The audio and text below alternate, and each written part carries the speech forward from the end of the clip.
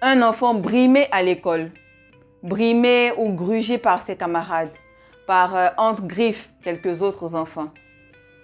Ce n'est tellement pas facile, tant émotionnellement, physiquement, en termes de concentration, etc. Ce n'est tellement pas facile et pour l'enfant et pour le parent. Le parent qui est le support émotionnel, qui est censé lui montrer comment se sentir, comment se gérer émotionnellement entre griffes. Dominique Christelle, épouse Abro, Amo épouse Abro, conseillère experte en communication familiale et développement personnel pour enfants et adolescents, coaching certifié, développement personnel pour enfants et adolescents. Alors, au cours de cette vidéo, je vais vous proposer des astuces et solutions quand vous savez que l'enfant est brimé ou même quand vous ne savez pas. Alors, un enfant brimé ou grugé. Déjà, si l'enfant a cet éveil-là, cette capacité, en fonction bien sûr de la stratégie communicationnelle que vous avez adoptée, que vous avez mis en place avec l'enfant, l'enfant peut venir vers vous.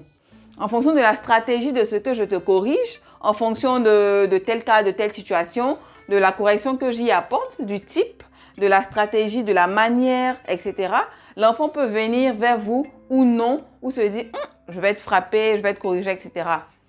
Parce que l'enfant déjà, dans tout son système, dans tout ce qui constitue son développement cognitif, déjà depuis 1 an, 34, je dirais 34 mois, 1 an, l'enfant déjà a cette capacité instinctuelle de s'auto-culpabiliser. Dès qu'il y a une situation, il se dit que c'est de sa faute.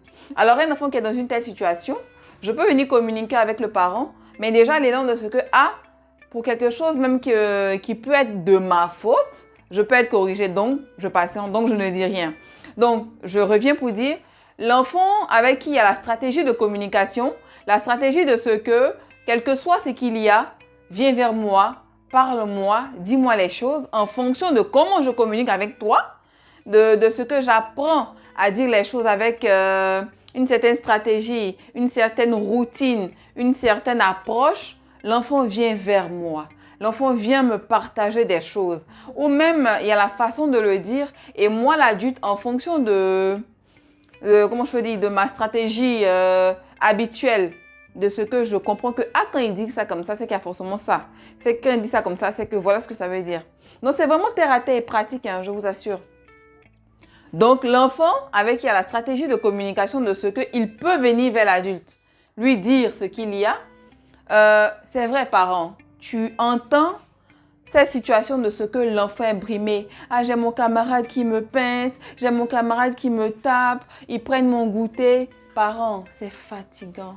Émotionnellement, ça vous choque, ça vous heurte, Mais comment?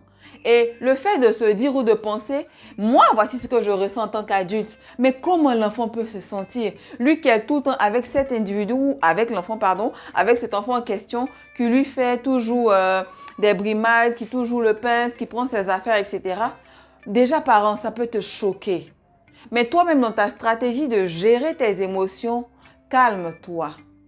Si c'est un instant T où tu ne peux pas te gérer, je viens s'il te plaît. Je viens. Je me mets de côté, s'il faut crier, s'il faut pleurer, comment je me gère, je le fais, je reviens vers l'enfant. Je lui parle doucement. Déjà j'écoute l'enfant, je l'écoute, je ne l'interromps pas. Je ne cherche pas déjà à dévancer ce que l'enfant veut dire. Oui, je t'écoute. Et la stratégie communicationnelle, de ce que j'emmène l'enfant à répéter ce qu'il dit. Parce que souvent, en fonction de l'âge de l'enfant, il y a ce que je répète, parce que déjà, entre parenthèses, l'espace temporel pour l'enfant, c'est tout autre chose. Et là, c'est un autre sujet, c'est une autre communication. Donc, il y a la stratégie de ce que l'enfant peut redire des choses comme ci, comme ça. Mais c'est parce que j'ai une stratégie de communication avec l'enfant. Il y a des choses, je vois que c'est d'actualité, c'est sérieux, c'est ce qui s'est passé. Non, c'est parce que tu as bavardé, etc. Donc, la stratégie de communication fait que là, je reconnais et je vois que c'est du sérieux. Ce que l'enfant dit est du concret et du réel. Donc, j'écoute l'enfant. Je ne l'interromps pas. je ne l'interromps pas, je l'emmène à répéter ce qu'il dit. Et je l'emmène à donner des exemples. Ah oui, il m'a fait ça comme ça. Qu'est-ce que ça veut dire? Et la stratégie de ce que je lui demande. Mais quand on te fait ça, qu'est-ce que ça veut dire? Je l'emmène à dire ce qu'il ressent. Je l'emmène à dire ce qu'il comprend en fonction de ce qu'il vit, de ce qu'il ressent. Stratégie de communication. Donc, parents, écoute l'enfant. Ne cherche pas déjà à dire « Ah, mais tiens, c'est qui? Je vais aller rapidement. C'est qui? Non. L'enfant, dans sa défense émotionnelle, ou justement dans sa défense même à l'école, il se dit « Je ne vais pas le dire, je ne vais pas continuer à parler pour ne pas que tu viennes faire du tapage en griffe à l'école. » Parce que ça aussi, il y a la stratégie de ça, parents. Il y a la stratégie de ça. C'est tout un processus. Il faut déjà écouter l'enfant, comprendre comment est-ce qu'il se sent, comprendre ce qu'il vit. Et justement, apporter des stratégies, des solutions concrètes, bien sûr adaptées à sa compréhension en fonction de son âge et de son développement cognitif.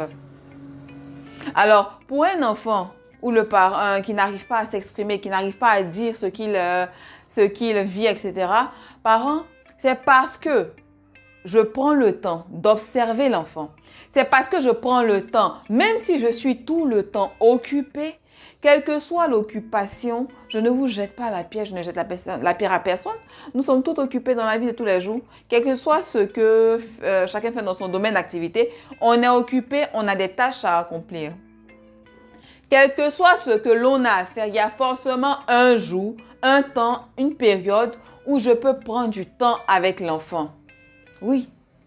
Dans cette stratégie, je prends le temps de venir aux nouvelles. Comment ça se passe? Qu'est-ce qu'il y a? Et attaché avec la stratégie des talents de l'enfant, la stratégie de ce que j'aime faire, les moments de qualité, je me rapproche de l'enfant en termes de communication pour me mettre à jour de ces informations. Et en fonction de certaines choses, même si je ne suis pas là, je suppose qu'il y a quelqu'un de confiance en griffe.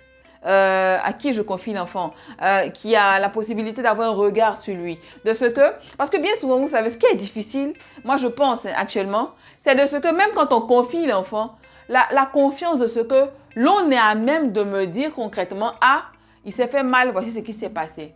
Il a eu ça, voici ce qui s'est passé. Parce que cette confiance de ce que même si l'on n'est pas là, on a la possibilité d'avoir les informations concrètes, vraies et réelles dans le temps de ce qui a pu être ou non. Moi, je pense que même pour des personnes qui ont des aides à la maison, etc., c'est surtout cette difficulté-là. Cette difficulté de ce que, même s'il y a quelque chose qui arrive, qui survient, qu'on ne souhaite pas, qui est désagréable, etc., la force, la véracité de la chose, de ce que voici ce qui s'est passé. Et ça emmène le parent justement à adopter une stratégie au mieux pour ne pas que, espérons, cela ne se répète pas. Donc, je ferme la parenthèse.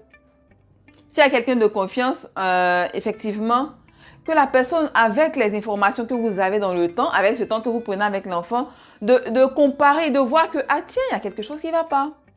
Et dans ce cas, même si je suis tellement occupée parent, justement, il y a quelque chose qui m'a fait tic. Je vais trouver une stratégie en fonction de mes occupations, de ce que je trouve du temps pour davantage observer l'enfant, passer du temps avec lui, mais surtout parent, aller à l'école. Rencontrer les professeurs, est-ce que son intégration se passe bien? Je dis n'importe quoi pour des enfants peut-être qui sont nouvellement dans certains établissements ou non, hein, parce que ça peut être, voilà, c'est une nouveauté, c'est un apprentissage. Donc, demandez comment ça se passe. Est-ce que tout se passe bien? Est-ce qu'il y a des difficultés? Et ces petites choses, cette assiduité de ce que je viens toujours aux nouvelles, on peut emmener l'enseignant à se dire, ah mais tiens, le parent, il est quand même impliqué. Hein.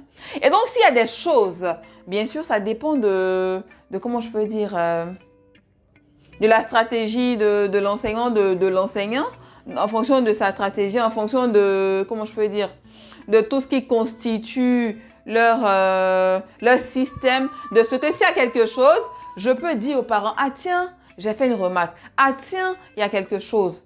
Mais reconnaissons que souvent, lorsqu'on vous convoque, lorsqu'on en parle de quelque chose, le parent déjà se braque, se dit, ah moi mon enfant ne peut pas faire cela. Ah non, c'est faux ce que vous dites. Ah non, ce n'est pas vrai. Parents, vous n'aidez pas votre enfant. Vous ne vous aidez pas vous-même. Alors voilà, donc cherchez avec les informations actualisées et avec la personne de confiance à qui vous avez confié l'enfant, à observer et voir qu'il y a quelque chose qui ne va pas. Et donc, dans cette stratégie, communiquer avec l'enfant, comme je l'ai dit, la stratégie d'approche, la stratégie de ce que je viens vers toi, en fonction de ce que je sais de toi, de ce que j'observe, j'essaie de te dire les choses. J'essaie de t'emmener à me dire des choses.